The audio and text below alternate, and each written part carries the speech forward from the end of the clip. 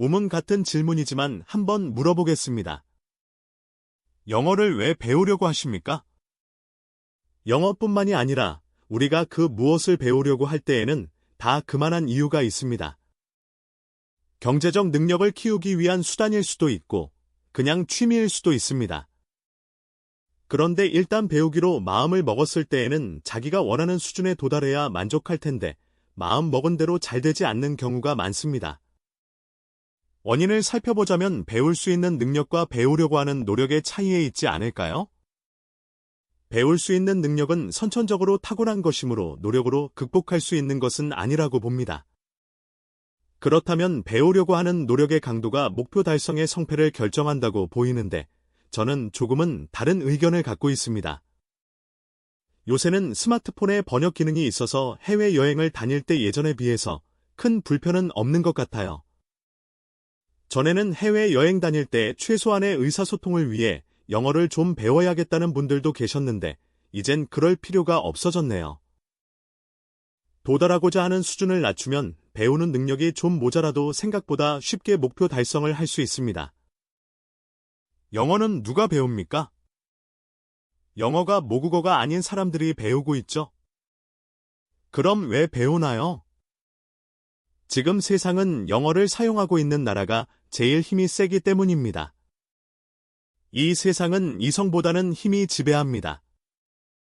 그래서 힘센 나라의 언어인 영어를 자이든 타이든 간에 배울 수밖에 없습니다. 그럼 얼만큼 배워야 하나요? 그것은 왜 배우려고 하는지에 달린 것 같습니다. 취미로 배운다면야 배우다 보니 어렵고 별로다 싶으면 언제나 그만두면 됩니다.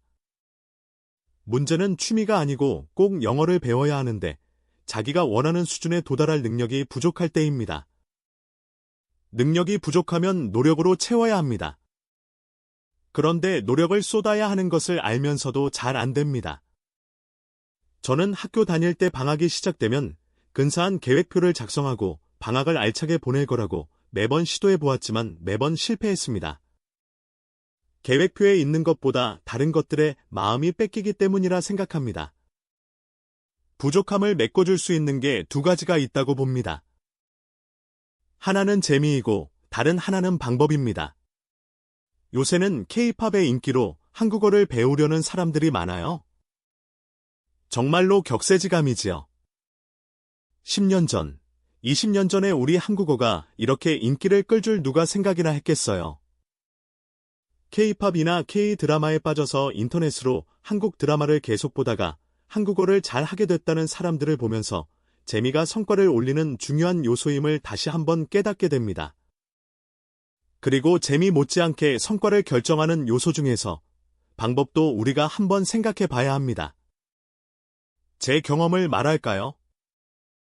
중학교 입학과 동시에 모두의 관심거리는 당연 영어였습니다. 그런데 한 달, 두 달 지나면서 점점 영어가 안 되는 겁니다.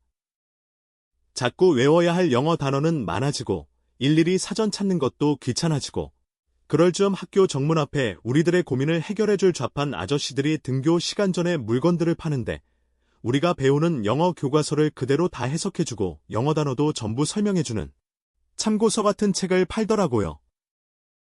그런데 그런 책을 봐도 한글 해석 부분이 그렇구나 하고 이해는 되지만 새로운 문장은 깜깜하고요.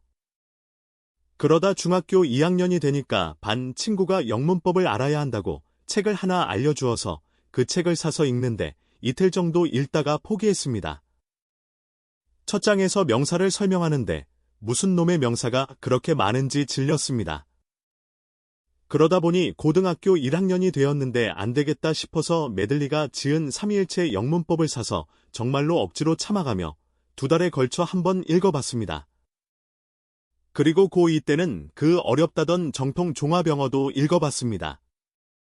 영어 문법책에 관심이 많아서 서점에 가면 늘상 어떤 문법책들이 있나 살펴보곤 합니다. 그런데 한국에서도 캐나다에서도 마음에 드는 책을 본 적이 없습니다. 무엇이 마음에 들지 않느냐 하면 첫째는 분량입니다. 보통 500페이지 정도 되는데 모든 문법사항을 설명하려니 어쩔 수 없기야 하겠지만 아무것도 모르는 초보자에게 500페이지의 인내를 강요하는 건 고문입니다. 둘째로 마음에 안 드는 것은 목차입니다. 문법책을 읽어보고 나서야 문법을 배우는 순서가 잘못됐다는 것을 알았습니다. 대부분의 문법책들이 명사, 대명사, 이런 순서로 설명을 하는데 이런 식의 목차 배열을 한 책은 마지막까지 읽어봐야 문법의 전체 모습이 그려진다는 겁니다. 내가 생각하기엔 아무것도 모르는 사람이 문법책을 처음 마주할 때는 장님이 코끼리 만지는 심정일 거라 봅니다. 그런데 명사에 대하여 자세히 설명하는 것을 읽는 사람은 어떤 생각이 들까요? 내가 지금 코끼리 다리를 만지는지 아니면 꼬리를 만지는지 모르면서 읽고 있는 거지요. 그리고 책을 전부 읽고 나야 비로소 전체 코끼리 모습을 맞춰볼 수가 있습니다. 그럼 어떤 좋은 방법이 있을까요? 제가 생각하는 건 장님이 직접 만져볼 수 있는 작은 코끼리 인형을 손안에 쥐어주는 겁니다. 그렇게 하면 코끼리의 특징을 파악할 수가 있고 코끼리의 전체 모습을 머리에 그려볼 수가 있어서 나중에 직접 코끼리를 만져볼 경우에도 자기가 어느 부위를 만지는지 알 겁니다. 저는 여러분에게 줄 작은 코끼리 인형을 만들겠다는 생각으로 간추린 영문법 플러스를 작성했습니다. 어떤 사람은 영어를 배우는 데 있어서 문법이 필요 없다 하는 걸 보았습니다. 영어를 자동차라 비유하면 문법은 엔진에 해당합니다. 엔진 없어도 자동차가 잘 굴러간다고 하는 사기꾼이거나 엔진 없는 전기차를 타고 가면서 엔진이 없는 대신에 전기모터로 구동하는 걸 모르는 멍청이죠. 우리가 언어를 배우고 사용한다는 것은 결국 그 언어의 규칙, 즉 문법을 배우고 그 문법에 맞게 말하고, 쓰고, 듣고, 읽는 겁니다. 모국어는 태어나면서부터 계속 들으면서 자신도 모르게 문법을 몸에 익히게 된 거고, 외국어는 문법책을 통해 이해하고 연습을 통해 몸에 익히는 것이 다를 뿐입니다. 영어 문법책을 읽어봤다고 해서 금방 영어를 잘하게 되는 것은 아니지만 영어를 배우려면 문법을 이해하는 것이 첫 번째 관문입니다. 물론 문법 배우지 않고 영어 잘하는 영국 사람, 미국 사람 많지요. 그러나 그들은 우리가 문법 배우는 시간보다 훨씬 많은 시간 동안 태어나면서부터 성인이 될 때까지 영어를 배우고 쓰면서 영어 문법이 몸에 배인 거죠. 그들과 똑같은 환경을 거치지 않은 외국인들은 문법을 배우고 단어를 외우고 책을 자꾸 읽으면서 영어에 우리 몸을 자꾸 노출시켜야 합니다. 얼마 동안요? 죽을 때까지요. 그런데 작은 인형을 만들기 위해서는 많은 분량을 덜어내야 하는데 너무 많이 덜어내면 인형의 모습이 안 만들어지고 적게 덜어내면 인형이 아니고 그냥 원래 코끼리와 다를 바 없게 되어 고민이었습니다. 그래서 영문법 책들을 몇 번이고 살펴가며 고르고 골라서 간추린 영문법 플러스를 작성했습니다. 간추린 영문법 플러스의 목차를 참고하여 영어 문법을 공부할 때 어떤 순서대로 공부하는 게 좋을지 말해 보겠습니다. 1장. 문장 구조. 단어의 종류. 기본 문장 5가지. 우리가 영어 문장을 이해하려면 제일 먼저 문장의 구조를 파악해야 합니다.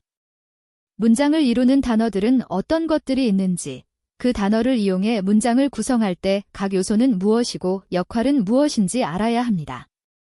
그래서 1장에서는 단어의 종류와 영어에서 가장 기본적인 문장을 표현하는 5가지 형태의 문장 구조를 알아봅니다. 2장. 문장 늘림, 수식어. 단어로 수식하는 것. 형용사. 부사. 구로 수식하는 것. 전치사구. 분사구. 투부정사구. 절로 수식하는 것. 형용사절. 부사절. 명사절. 1장의 기본 문장으로는 가장 기본적인 내용만을 전달할 수 있습니다.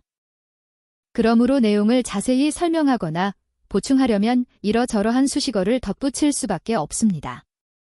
그런데 수식어에도 간단한 형태에서 복잡한 형태에 이르기까지 여러 형태가 있고 용도 또한 다양합니다. 다양한 용도에 맞는 수식어를 만들기 위해서 동사를 여러 가지로 변환시켜 사용하는 방법이 강구되었습니다. 동사 변환에 따른 여러 가지 구의 사용법을 설명합니다. 그리고 접속사를 사용해 절을 연결함으로 더 자세한 문장을 만드는 방법도 알아봅니다. 3장. 문장 줄임, 문장 축약. 형용사절 축약. 부사절 축약, 분사구문. 수식어를 사용하면 당연히 문장이 길어집니다. 그런데 영어에서는 동일한 내용을 전달하면서도 필요에 따라서는 긴 문장을 줄일 수 있는 방법이 있습니다. 3장에서는 어떤 것을 어떻게 줄일 수 있는지를 설명합니다. 이상과 같이 가장 기본적인 문장의 모습을 파악한 후에 이것에 보태지는 수식어들을 간단한 것에서부터 점차 복잡해지는 것들로 하나씩 살펴봄으로써 영어 문법의 전체 모습을 우리는 그려볼 수가 있는 겁니다. 무슨 공부든 간에 열심히 꾸준히 해야 성과가 따릅니다. 그런데 열심히 하는 사람들은 많지만 꾸준히 하는 사람은 많지 않습니다. 그것은 꾸준히 하게끔 하는 게 없어서입니다. 게임에 중독된 사람들은 열심히 그리고 꾸준히 합니다. 심지어 먹는 것도 거를 정도로 말이죠. 무엇이 그토록 만들까요? 바로 재미입니다. 머리 좋은 사람을 이기기는 어렵습니다. 그러나 머리 좋은 사람도 열심히 하는 사람은 이기기 어렵습니다. 그렇지만 아무리 열심히 하는 사람도 재미있어서 하는 사람은 이길 수가 없습니다. 몰랐던 영어 문장을 이해하게 된 것도 재미고, 영어 신문을 읽을 수 있는 것도 재미고, 영어 소설을 시간이 좀 걸렸어도 한 권 읽어봤다는 것도 재미, 또는 성취감이라고 할 수 있습니다. 아무튼 영어 공부를 계속하게끔 해주는 게 없으면 꾸준할 수가 없습니다. 그리고 먼저 공부해본 사람들이 해주는 조언도 도움이 될 겁니다.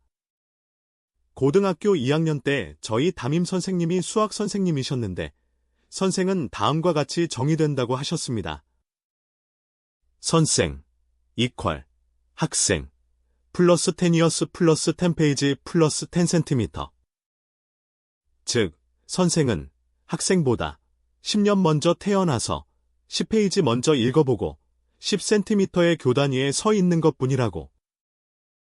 영어 잘하는 사람과 못하는 사람 사이에 엄청난 차이가 있는 거라고 생각하지 마십시오.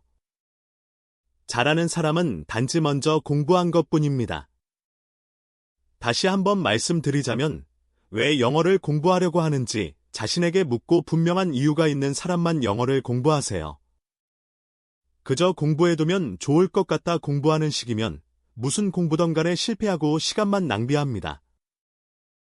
영어 문법을 꼭 공부해야 하는 분들을 위해서 조금이나마 도움을 주기 위해 간추린 영문법 플러스를 작성했습니다. 전체 분량은 74페이지고 낭독 시간은 1시간 정도입니다. 앞에서 말한 것처럼 영어 문법의 깜깜한 사람을 위해 손에 쥐고 만져봄으로써 영문법 전체의 모습을 그려볼 수 있는 작은 코끼리 인형에 해당한다고 보시면 됩니다. 서울에서 부산을 가는 사람인데 자동차를 몰고 처음으로 간다고 가정해봅시다. 길을 몰라도 물어갈 수는 있지만 시간이 많이 걸립니다. 만일 내비게이션이 있다면 훨씬 편하게 시간을 단축해서 갈 수 있습니다. 간추린 영문법 플러스는 내비게이션이라고 생각하세요.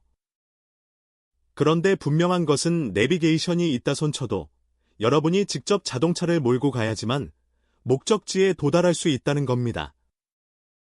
영어 문법을 공부했어도 여러분이 원하는 목적지에 도달하려면 부지런히 책을 읽어봄으로써 문장 이해력을 늘리는 노력을 계속하셔야 됩니다. 언제까지 해야 되나요? 죽을 때까지입니다.